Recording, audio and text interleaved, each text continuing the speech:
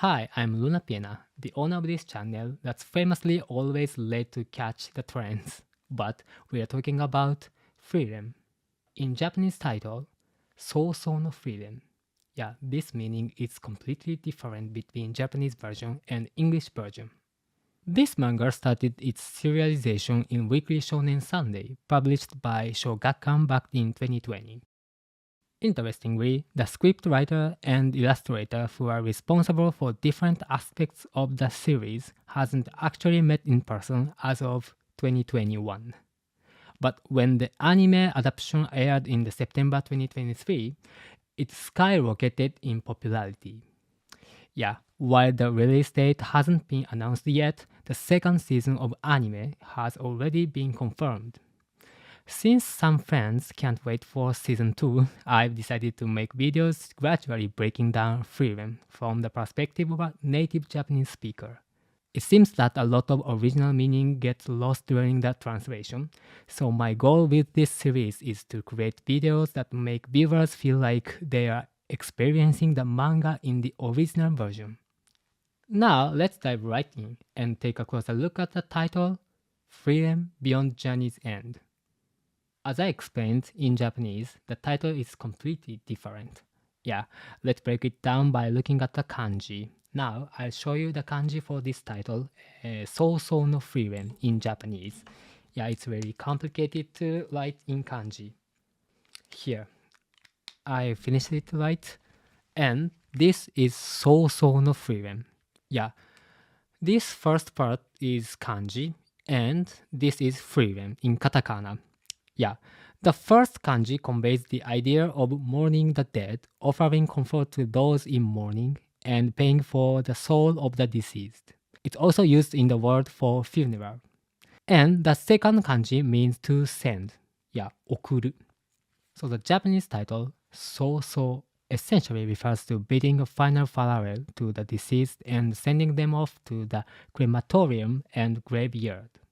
As you may have noticed, the protagonist of this story, Frieren, is an elf who has lived for over 1,000 years. Her aging process is incredibly slow compared to humans. Frieren traveled with her companions Himmel, Heiter, Aizen for 10 years to defeat the Demon King.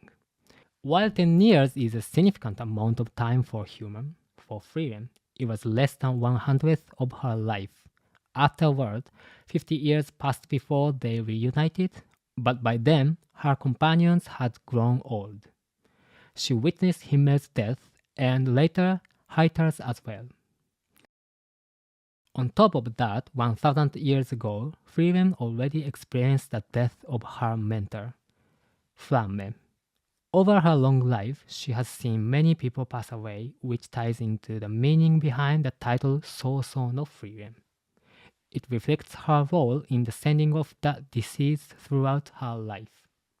At first, I thought that was all there was to it. However, as the story unfolds, we learn there's more to title So no Frieren. After Heiter's death, Frieren takes in Fern, the girl whose life Heiter saved, as her apprentice. Together they set out on a journey. During their travels, they encounter demons. And it's revealed through a demon named Lugnar that Frieren is known among demons as So no Frieren. Yeah, it's the same title as manga's title and anime's title, So no Frieren. Yeah, in English version, it's translated as Frieren the Slayer, but in Japanese, just Lugnar called her So no Frieren. So why did the demons call her So no Frieren? Because she defeated more demons than anyone else in history. The Japanese word for to slay is this. Yeah, this first kanji of the title. So, but other pronounce is houmuru. It means to slay. So the title So no Frieren not only refers to her role in saying farewell to the dead, but also her reputation as a demon slayer. Yeah, So no Frieren. And Frieren's new journey has a clear purpose: to reach the land of soul, Overall. a place said to allow conversations with the spirit of the deceased. Although she witnessed Himmel's death once before, meeting him there could create an entire new meaning for the word so. By the way, the Japanese word so has another meanings depending on the context. Take nada so. Have you ever heard this word? Yeah, it refers tears flowing freely, describing the act of tears streaming down one's face. Yeah, I'm sure you will realize it. Frieren shed tears twice in the early part of the story.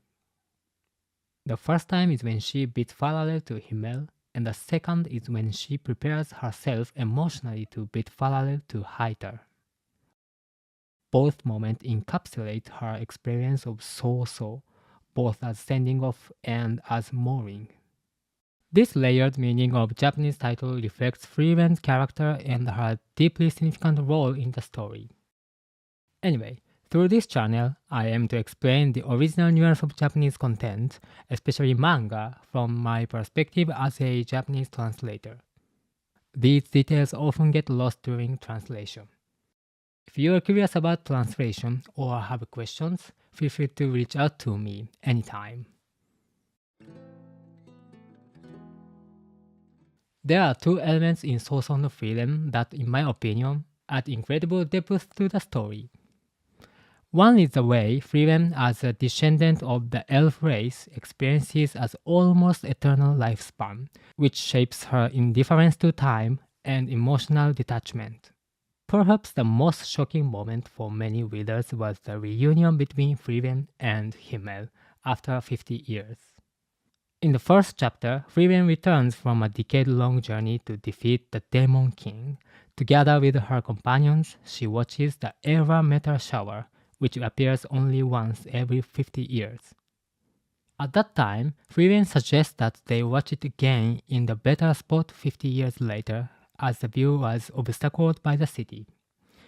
For her, as an elf, this was likely the equivalent of planning to meet again in just few years.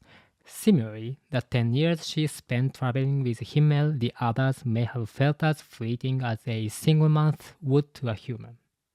And 50 years later, Frieren fulfills her promise and reunites with Himmel. But by then, the long passage of time had taken its toll. Himmel was now an old man. Honestly, if we reunited with a friend a few years later and found they had aged 50 years, we'd be overwhelmed with shock and sadness. But for better or worse, elves like Frieren lack their emotions. It's not that elves inherently cold-hearted, rather, I think it's a way of protecting themselves. If elves who live for longer than humans reacted to death and aging with the same sensitivity as humans, it could easily lead to emotional collapse. So it's likely that over time, they evolved to suppress emotions when facing human mortality. To put it in perspective, it's said that a year for a human is equivalent to 7 to 9 years for a dog. This is because dogs process sensory information more quickly than humans. Yeah, they perceive more details in a single moment, making time feel longer and richer to them. In reverse, elves seems to take the less sensory information per day, which could explain their reduced emotion high and lows. However, this creates an interesting dilemma for Frieren, who has begun to empathize with human emotions. As she grows closer to humans, she will inevitably face the painful reality of watching the people she cares about pass away in what feels like a brief moment to her. The more she understands human emotions, the more deeply she will suffer. This tension, how Frieren reconciles her nature as an elf with her growing connection to humans, is a central theme of this story, Sousou no Frieren. And that's exactly why the title Sousou no Frieren, meaning seeing of the dead, perfectly encapsulates the essence of the series. Throughout the story, Frieren make an effort to understand human emotions, and one important theme is introduced in the very first chapter: understanding emotions through objects. When Frieren returned to Himmel's town after 50 years, it was about a week before the era meteor shower. Her reason for coming back wasn't sentimental. Yeah, it was because she was searching for the horn of the dark dragon. Yeah, she remembered that she had left the horn with Himmel, so she returned to his town to retrieve it. As you may have noticed, compared to Hyder, whom Frieren meet later, Himmel's aging was much more pronounced. He barely resembled the man from the 50 years ago. It's possible that the horn stored in his wardrobe may have contributed to his accelerated aging. The horn possessed an evil aura so strong that it would seep out even when stored away, draining the vitality of those nearby. This could explain why Himmel, at 76 years old, appeared to have aged so drastically. Yet, despite knowing the horn's dangerous nature, Himmel kept it in his own room rather than stored in its burns or elsewhere. Why? Likely because it was the treasure's keepsake from his time with Frieren, filled with memories of their journey together. To Frieren, however, the Dark Dragon's horn was just that, a horn radiating a sinister aura. She didn't see any personal value in it. This difference in perspective emphasized the theme of how objects hold meaning through emotional attachment, a concept that's explored further as the story progresses. Frieren sets off her journey with Fern, and along the way, she finds herself searching for a birthday present for her. She spends hours agonizing over the decision. I think this was because she didn't yet understand how objects could evoke emotion in people, so she was desperately trying to find the answer. However, for Fern, the gift itself didn't matter. What made her happy was the fact that Frieren had put so much thought and effort into choosing something for her. And in this scene, Fern says something deeply touching. あなたが私を知ろうとしてくれたことがたまらなく嬉しいのです。What makes me happiness is that you try to get to know me. Normally, Fern refers to Frieren as Frieren-sama, a formal and slightly distant way of addressing her, but here she uses the more intimate あなた, meaning you. This shift in how she addressed Frieren reflects how much it meant to Fern that Frieren showed interest in her, not as a mentor or superior, but as an individual. That change in tone speaks volume about their growing connection. And Frieren's response here is also wonderfully true to her character. 知ろうとしただけなのに I only try to get to know you. This moment likely made Frieren realize just how important it is to show interest in someone else. Being disliked by others can hurt, but perhaps the greater pain is when people don't care about you at all. This scene beautifully captures that truth. Later, an incident occurs where Frieren loses a ring that Himmel had given her. If she hadn't experienced what Fern and Himmel taught her about the emotional value of objects, she might have seen the ring as nothing more than a piece of metal. But Fern had taught her that simply receiving a gift can bring joy, and this understanding drove Frieren to sneak out of bed every night to search for the ring. Even if Frieren is a person who wants to sleep as long as possible. By then, she had already learned that human often connects emotionally throughout objects. Because Frieren had come to understand the importance of these connections, she took decisive action when Fern's staff broke during the second trial to become a first-class mage. Determined to fix it, Frieren searched for a way to repair the staff and eventually went to negotiate with Richter.